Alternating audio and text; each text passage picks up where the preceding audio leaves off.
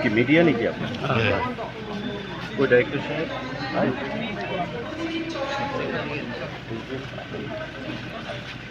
বিধায়ক নির্মল বিশ্বাস আমাকে অ্যাড্রেস করে একটা চিঠি দিয়েছে এবং তার আগের দিনে আমরা দেখলাম দু একটা পেপারে আটা অক্টোবর মাসে কুয়াইতে কোনো ভোক্তা পায়নি সে বিষয়ে একটা নিউজ এসছে, এলিগেশন এসছে। তো আমি বলবো যে দপ্তরের মন্ত্রী হিসেবে আমি স্বীকার করছি যার চিঠির প্রাপ্তি, আমি ওনার চিঠি পেয়েছি এবং তার আগে এখানে এসডিএম আছেন খোয়াই, ওনার সঙ্গে মিট করে তারা ডেপুটেশনও প্রদান করেছে।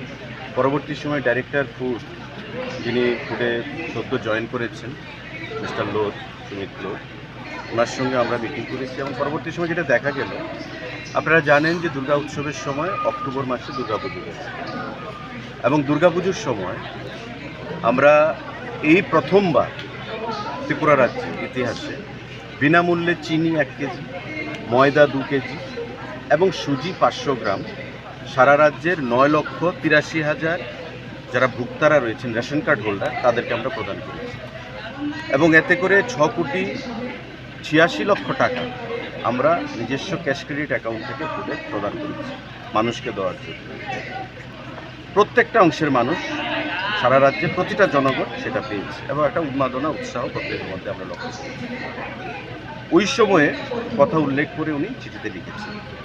তো আমি ওনার চিঠিতে যেটা দেখলাম, ওনার যেটা বক্তব্য যে পূজা উপলক্ষে আটা প্রদান করা হয়েছে, সুজি প্রদান করা হয়েছে, ময়দা প্রদান করা হয়েছে। অ্যাকচুয়ালি পুজো উপলক্ষে আটা প্রদান করা হয়েছে, দিস ইজ নট কারেক্ট। আটা প্রতি মাসেই আসে, সাবসিডাইজ রেটে 13 টাকা। আমরা বিনামূল্যে আটা দিই, বিনামূল্যে আমরা ময়দা দিয়েছি, চিনি দিয়েছি এবং সুজি দিয়েছি। ওই সময় যেহেতু পূজার মরশুম ছিল, আপনি জানেন যে এখানে একটা কোঅপারেটিভ আছে যারা এটা নমিনি, যারা আনে আটা এবং রেশন ডিলাররা কাছে যায় পড়া এবং সারা রাজ্যে 2000 প্রায় 59টার মতো রেশন ডিলার রয়েছে, রেশন শপ। প্রত্যেকের কাছে কিন্তু জায়গা সঠিক নেই, মানে অনেকের কাছে বেশি জায়গা রয়েছে স্টোরেজের জন্য, অনেকের কাছে কম জায়গা রয়েছে স্টোরেজের জন্য। যেহেতু আমাদের প্রায়োরিটি ছিল ময়দা, সুজি এবং চিনি, তাই তারা আটাটা একটু পরবর্তী সময়ে মানে লেট করে এনেছে। স্বাভাবিকভাবেই মানুষ পায় বা টাইমলি পায়, কিন্তু এর অর্থই নয় যেখানে কোনো ঘোটালা হয়েছে বা কোনো অনিয়ম হয়েছে।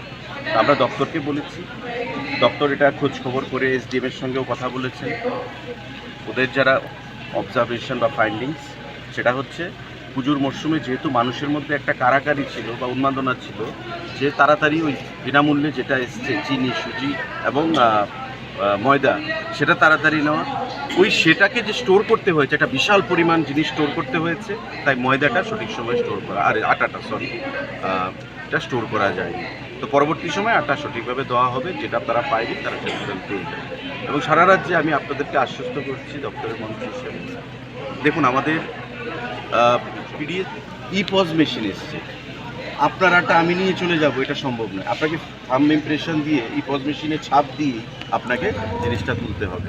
তো এখন সেই সিস্টেম আর নেই। আগে যেমন আগের সরকারের আমলে 10 তারিখের পর জিনিস আর থাকতো না, সব বাজারে চলে যেত কালোবাজারিদের কাছে।